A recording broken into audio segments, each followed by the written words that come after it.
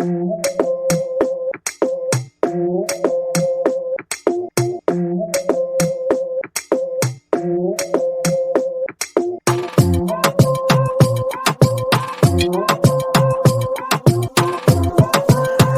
and welcome to Black, Brown, and Bilingue, where our mission is to unite the Black and Brown communities through education, storytelling, and community engagement.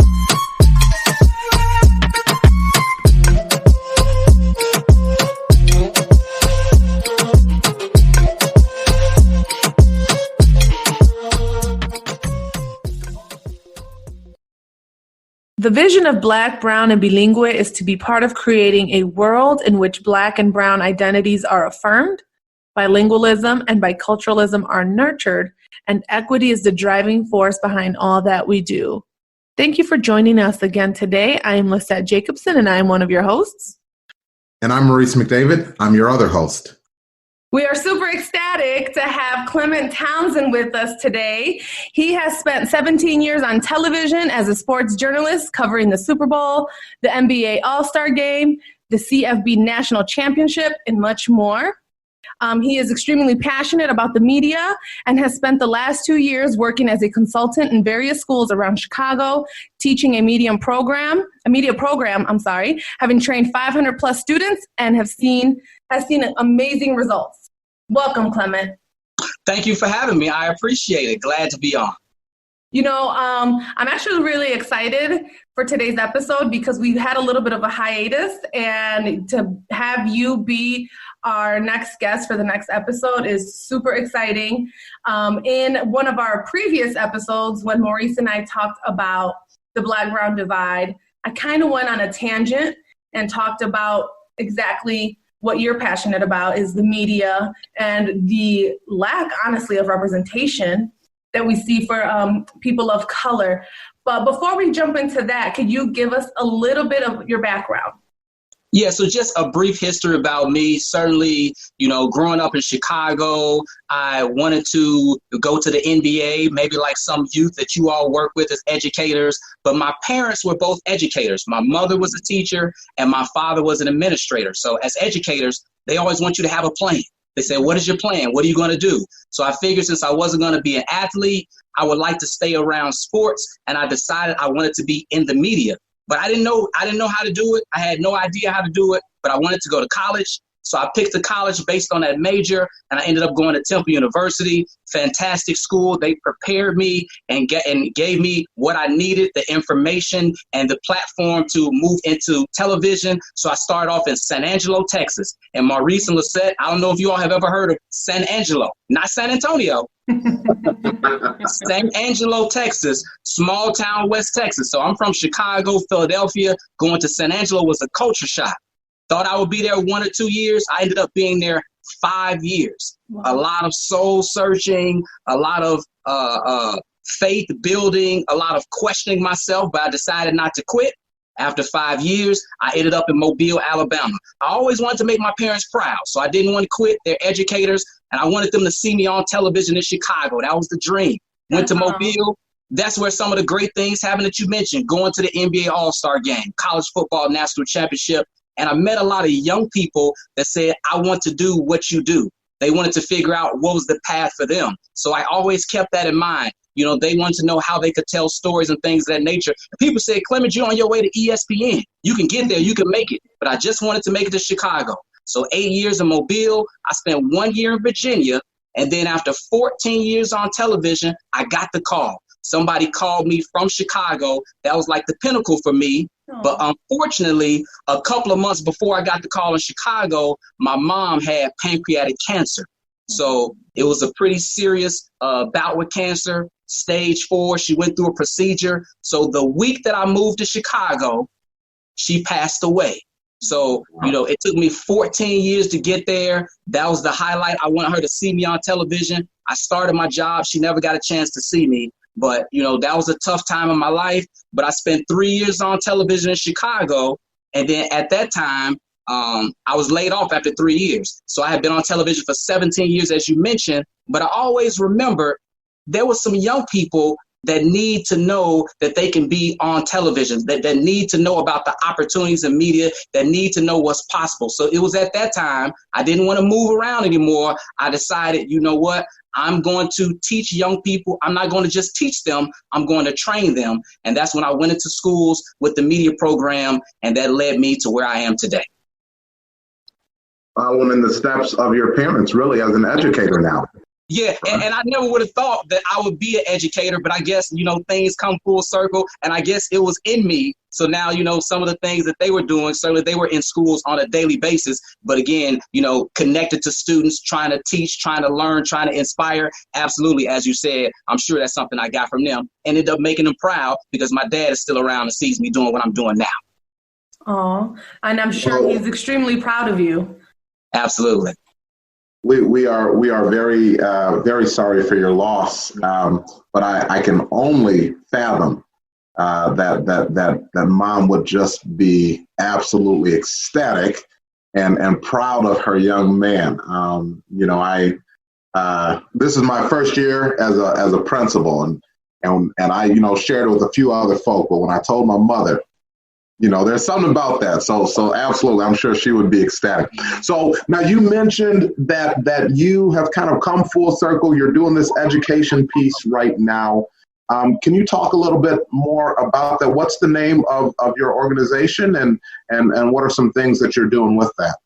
So the name of the organization is Broadcasting Career Mentor, and certainly I go into schools and actually train young people in media and journalism. Video is huge. There's certainly been a rise in the popularity of video, but just trying to expose young people is one thing, for them to hear about careers in media and people to come by with career days. But it's another thing for them to actually be trained in it and exposed to it. I always say it's hard for young people to aspire to what they have not been exposed to. That's something that is super important to me, and getting them to understand the power of the media and the messaging that comes with being in front of the camera. So teaching them, what is it like to be a reporter? What is it like to be a host? What is it like to tell stories? I know you all are passionate about positive images for Black and brown people. And certainly if young people or students learn or get training in media now, they can start to push forth and showcase and put those positive images out there and try to change the narrative. It definitely is a social justice issue. I actually am curious a little bit. Let's take it back a little bit. What are some of your earliest memories of, the media, television? What kind of images were you seeing? And when did you realize the power that the media has in telling, Black and brown stories?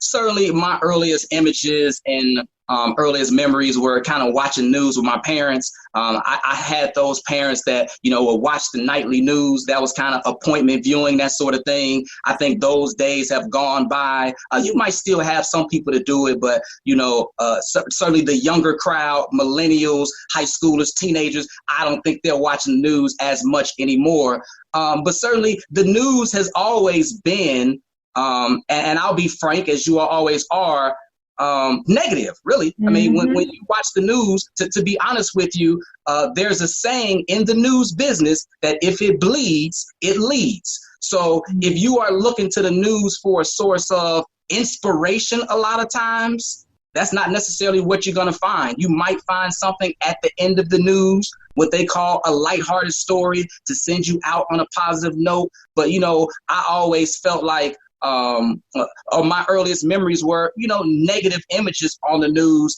and certainly, as it pertains to the city and Black people and what I would see on the news, definitely it wasn't a positive experience or positive memories.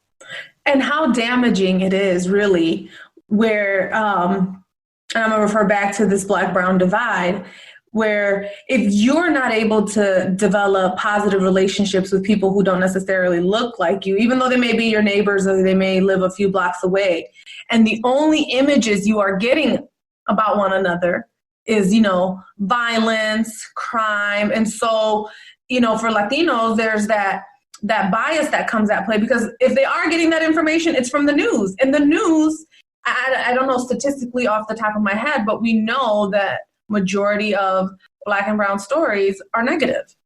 Absolutely. And that perpetuates so many stereotypes. And we definitely feel like that is a contributing factor to the division between Black and brown communities. Maurice, I see you wanting to jump in.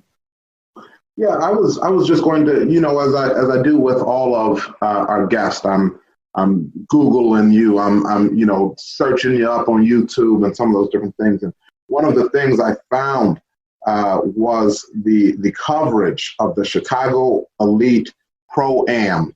And it's this basketball tournament in Chicago. And it was phenomenal because it was this young Black man, T-shirt, had the earrings in, hadn't changed his image to try to be TV ready, right? And was able to go in and present on this basketball tournament, asking questions of folk that are away playing in college. And the young man just did a great job. Can you, talk a little bit about really, I know we've talked about the power of media to shape perhaps imagery in a negative sense. What's the power of media for this young man who was now part of the media as well as the storytelling otherwise? I think about even, the movie Black Panther, R.I.P. Chadwick Boseman, right? What can be the power of the media in the other direction? So I do have to give a shout out to that young man. That's Cavell Spearman, one of my earliest mentees, and he did a fantastic job with that video and had a chance to interview an actual NBA player from the Golden State Warriors. And he has gone on to create a business, in terms of opinionation and does video and photography and shoots weddings. So, he has really taken off and has really expanded on what he has learned. But to your point, though, certainly it builds confidence. When young people can be a part of the media, it makes it more realistic that they can actually participate, that they actually matter, that their voice matters, that their voice can be heard. And I think, again, once young people get this training, they can understand it's not just, the media only covers this, or we only see these types of images. They now can publish. They now, as you mentioned, Maurice, are a part of the media, and they now can spotlight the positive things that they see. It's not anymore where, you have to just wait for a TV station or the only media coverage comes from the network or what have you, with a Facebook Live or Facebook or with a camera phone and editing on a phone with apps and things of that nature. Young people can now begin to push out or publish or distribute positive stories about their community. But I just think it's just so important for young people to understand the day and age in which we live, in terms of it's not just television anymore, but they can be a part of the media, the age that they're at, with the phone that they have, the technology that they have, creating videos and doing interviews. And certainly there are so many apps that you can edit with and things of that nature, so they can start to showcase some of the positive things that they see in their community. And it's not just drugs, and it's not just gangs, and it might not just be robberies around where they live, but, some of the good things going on, some of the leaders at their school or in their community and things of that nature. I think it's just so powerful. And I really always try to emphasize to young people, like, they have so much power. Their voice has so much power. Their voice matters. And then when you add a video to that and really start to push it out there, really start to distribute it with social media, I feel like that can have such a positive effect on Black and brown people when young people and students get this training.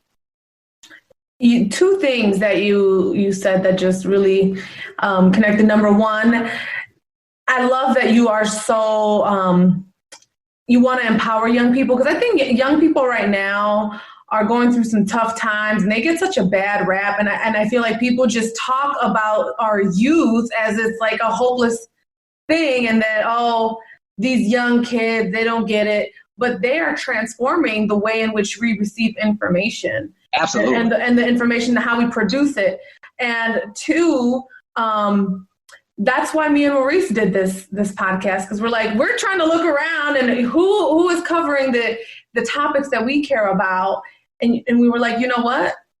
Then let's just do this thing. So I think what you're saying is spot on.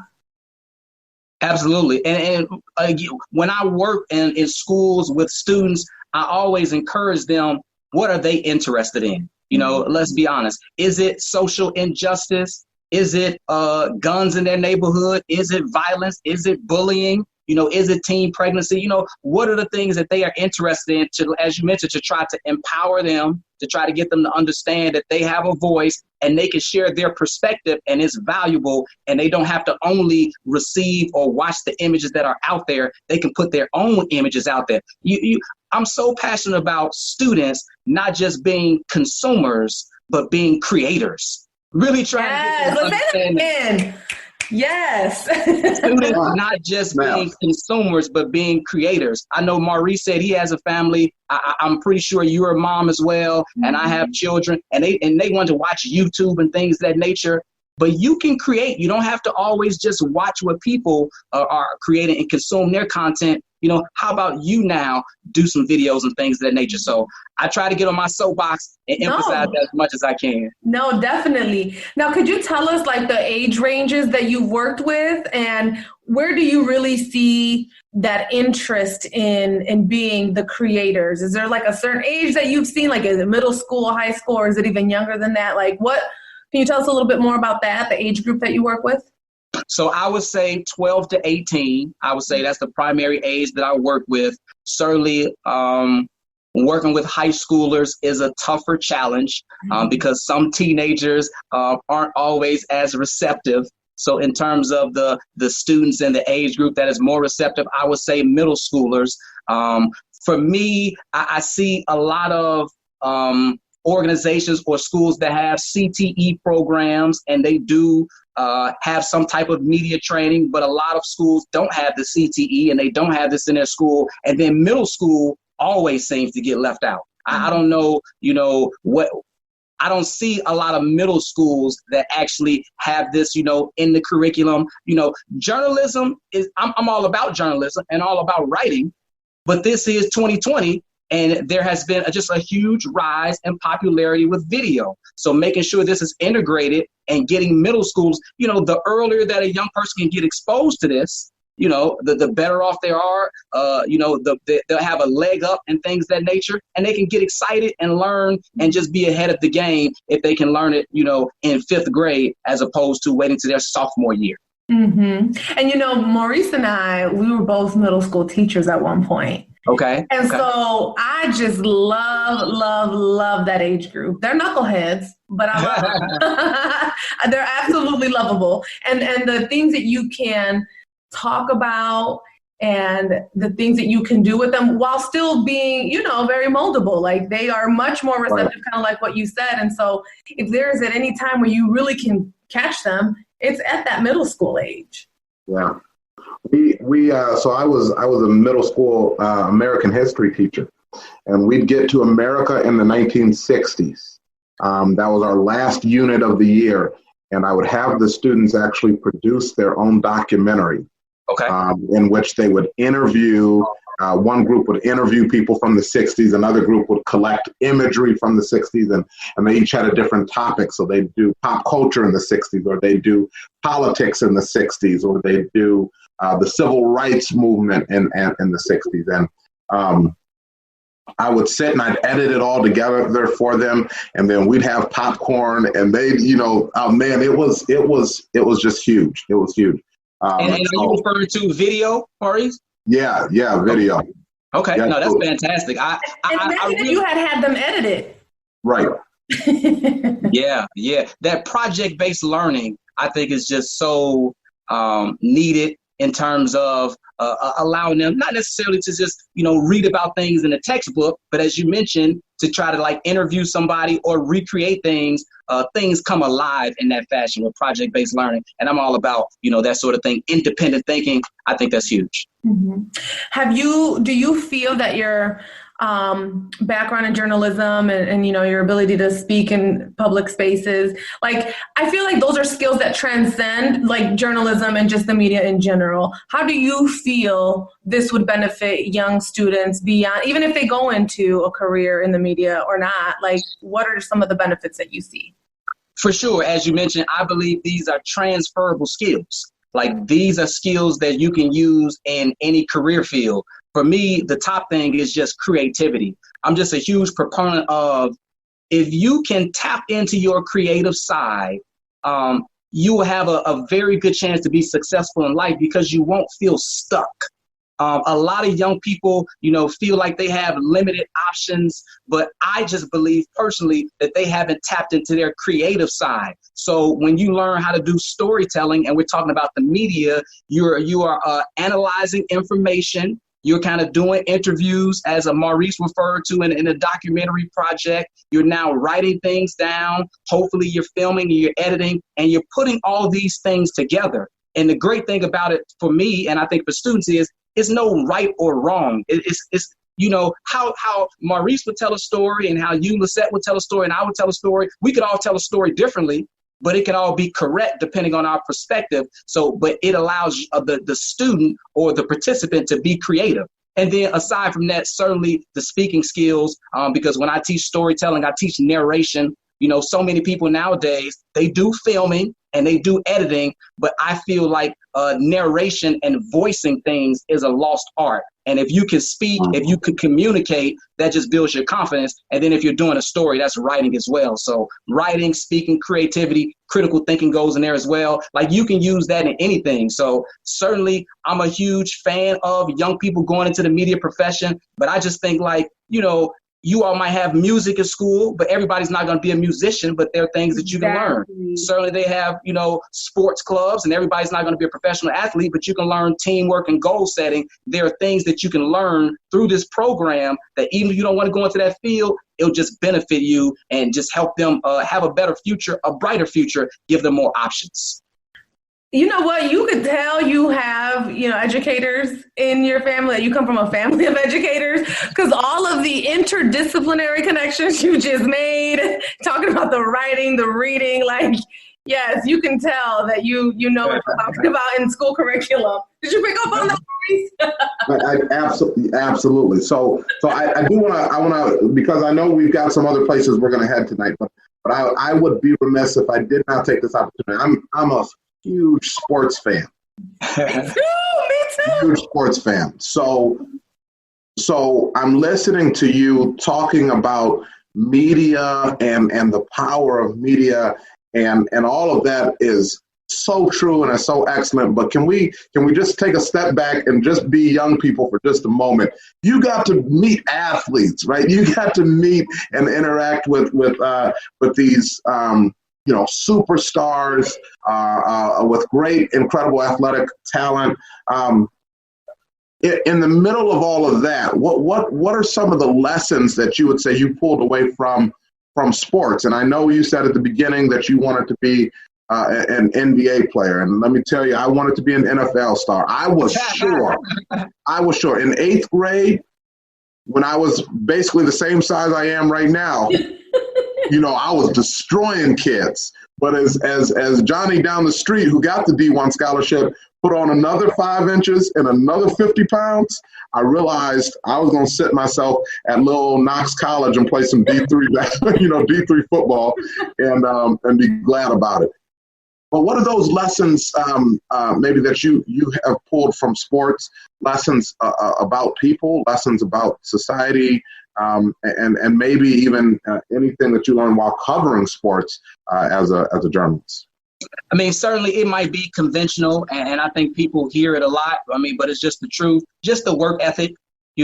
Whether I was covering Alabama football or Auburn football, they're competing at the highest collegiate level. If I'm covering the Super Bowl or the NBA All-Star game, these are the best of the best. And certainly they are talented, but they put in a lot of time and effort. They're willing to wake up early. They're willing to, hone their skills. They're willing to get better because when you compete at the highest level, most people have talent, but it's their work ethic that separates people.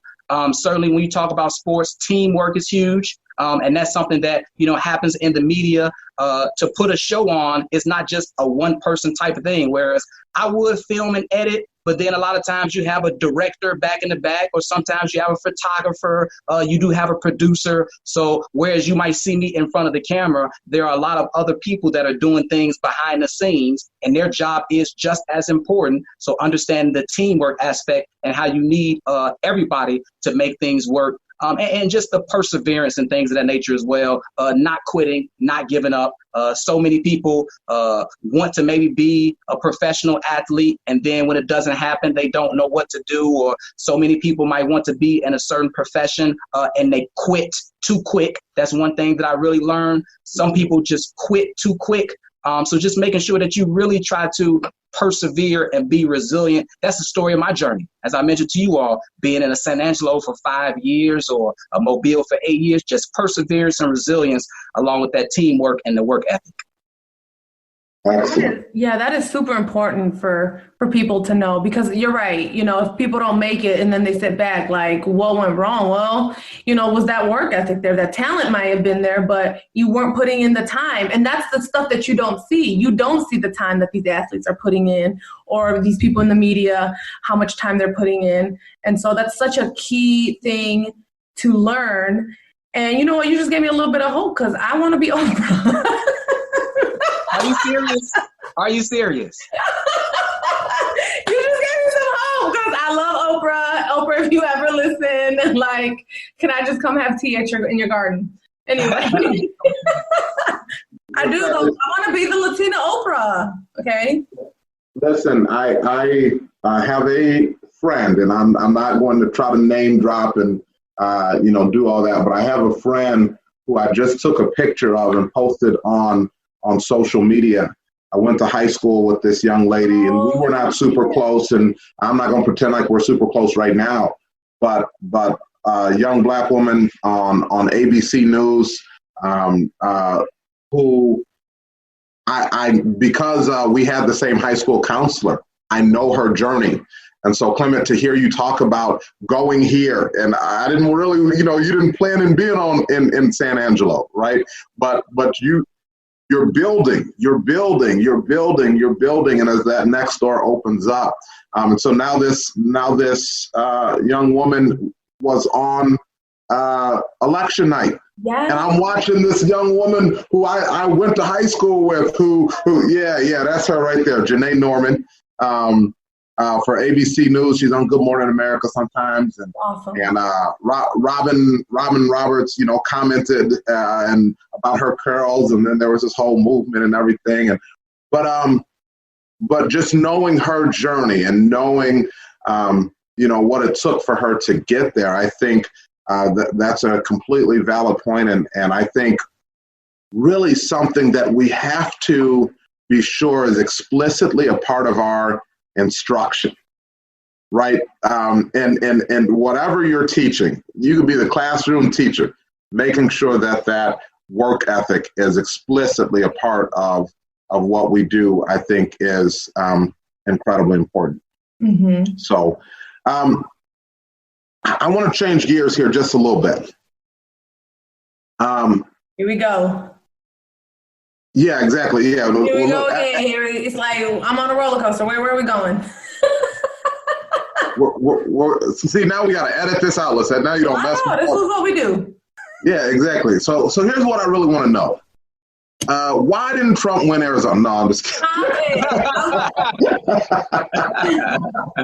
What I want to know is LeBron as Beastie.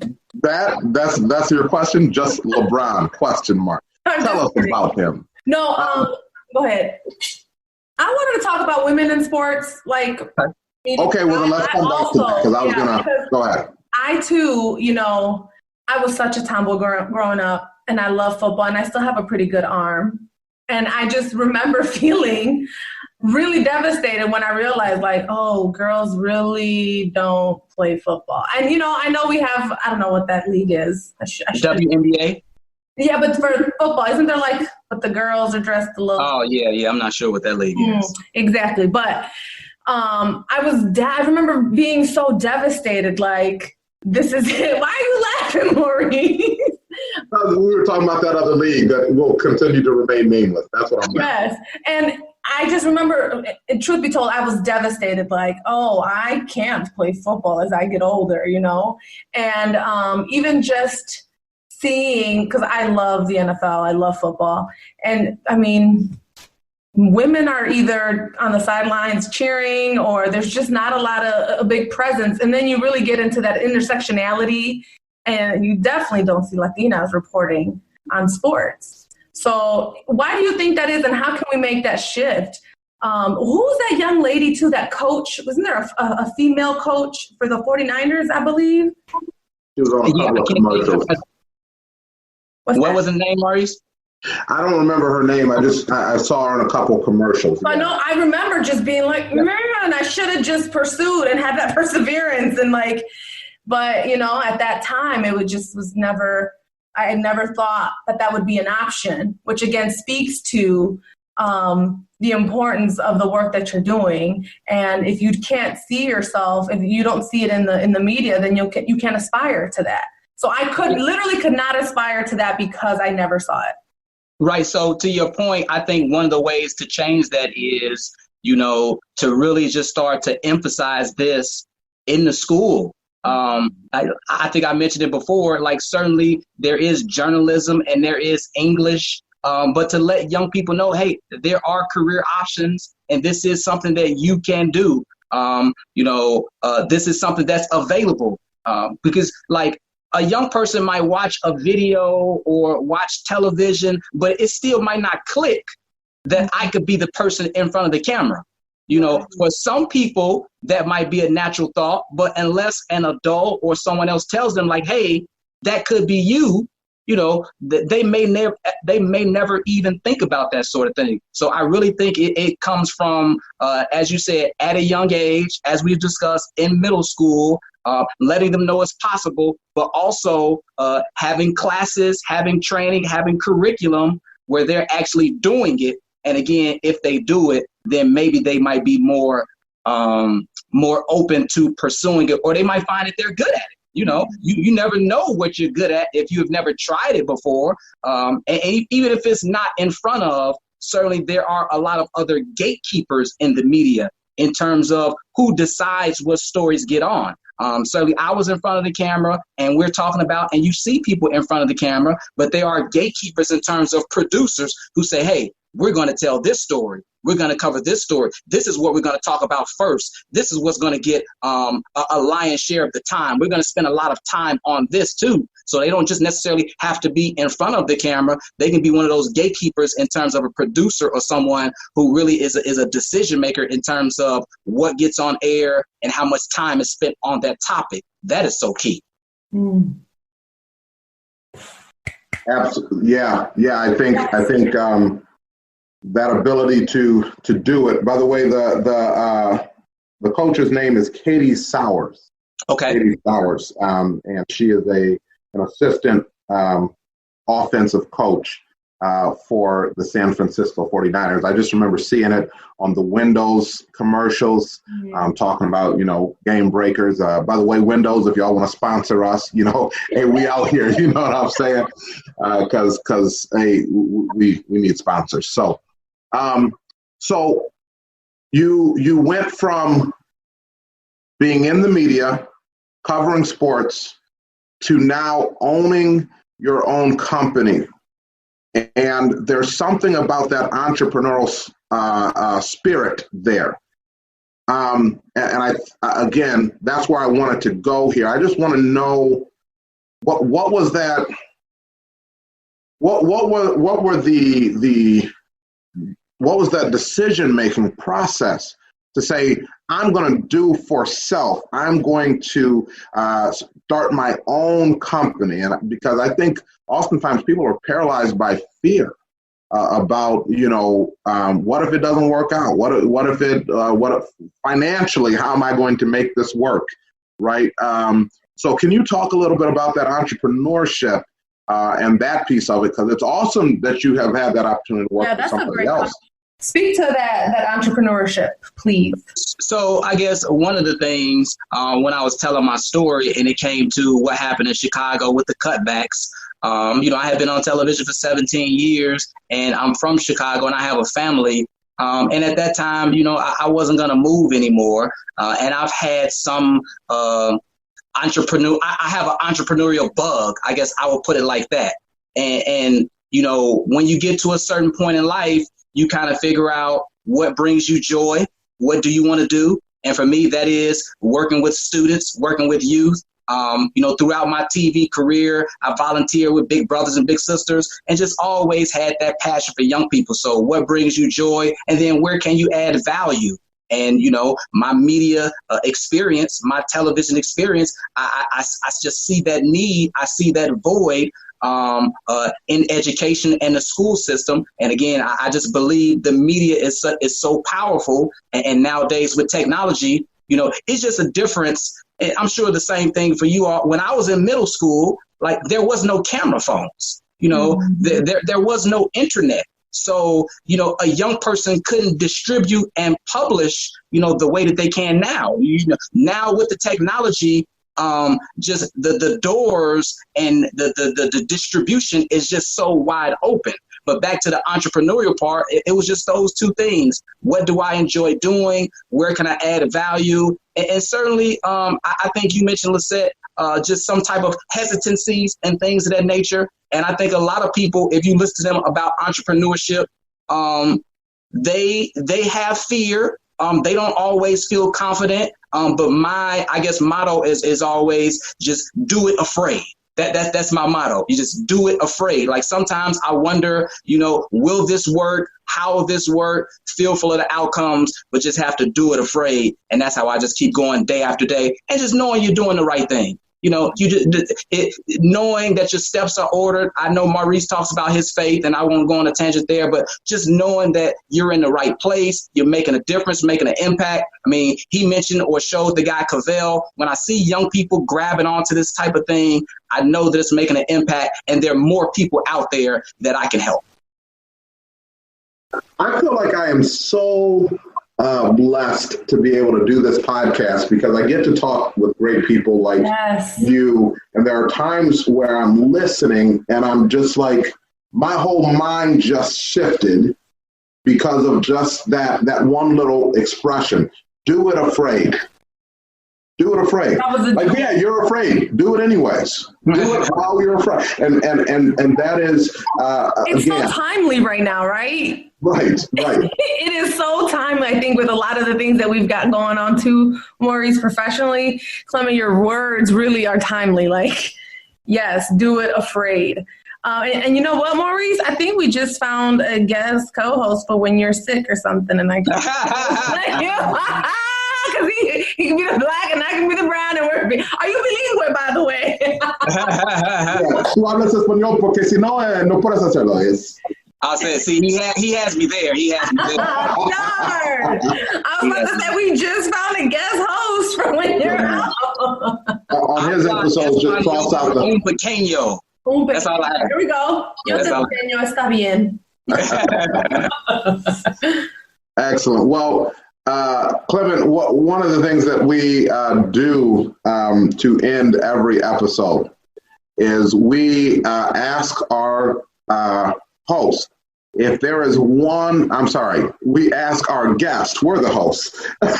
We ask our guests, if there is one thing that you want listeners to walk away from this podcast with, what would that one thing be? What would that message be to our listeners? For me, it would just be, if possible, to really, for educators, because I believe, and you mentioned before, that is your audience, to consider having some type of media program, media in their units.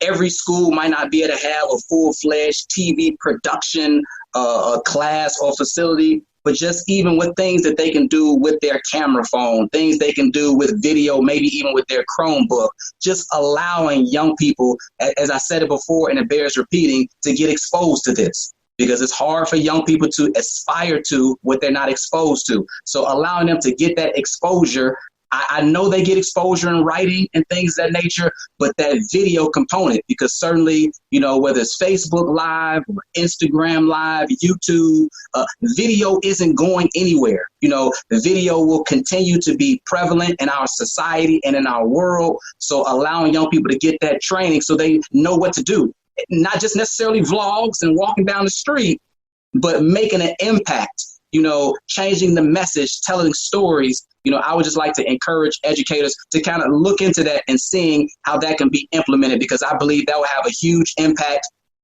in terms of doors of opportunity, as we've discussed, some of the skills that they learn, and promoting the schools too. Who better to tell the story of what's going on in a school than those students? Yeah. So I think that would be a benefit to the schools as well. Exactly. And you know what? That's excellent. What can any educator who is out there that perhaps is a teacher or an administrator, or even a superintendent, what can they do to contact you? Put your little plug in. Go ahead. So certainly they can follow me on social media. I'm very active on Facebook. C Townsend TV, first initial C, Townsend TV. Check out the website, videojournalismpro.com. videojournalismpro.com. I do have some online curriculum that, educators could implement into their classroom that helps with some of this training and things of that nature. And also on Instagram as well, C Townsend TV. Perfect. So for Black, Brown, and Bilingue, I am Lissette Jacobson. And I'm Maurice McDavid. Muchas gracias for tuning in.